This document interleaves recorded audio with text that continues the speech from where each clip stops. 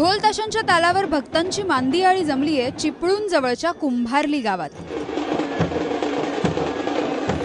चिपळूण मधल्या कुंभारली, शिरगाव, पोफळी या 3 गावांची ही महाजत्रा। शिमगोत्सवाला सुरुवात होण्याआधी जत्रा सुरू होते आणि सुखाई वरदायिनी महाकाली देवींच्या दर्शनासाठी भाविकांचा महापूर लोटतो। महाशिवरात्रीला आमची या यात्रेची लाट तुटली जाते। नंतर अमावस्येच्या दिवशी ती लाट शिरगाव आमचा मोठा भाऊ घेऊन येतो आणि आज सकाळी देवीचं पूजन आरती झाल्यानंतर आरजमाप झाल्यानंतर ती लाट वर चढवली जाते।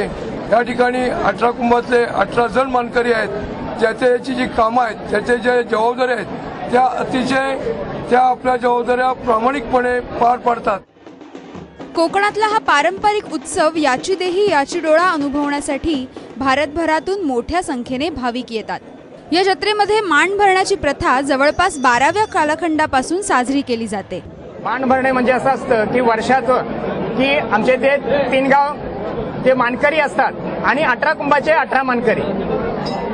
हे प्रथम 3 गावाच्या मानकऱ्यांना विडा दिला जातो। त्यांचा जो वर्षभराचा जो कालखंड त्यांनी जी केलेली सेवा आहे आणि त्या सेवेतून उपकृत होण्यासाठी त्यांना तो विडा, त्याला मानाचा विडा म्हणजे वर्षाची त्यांना ती पोच पावती।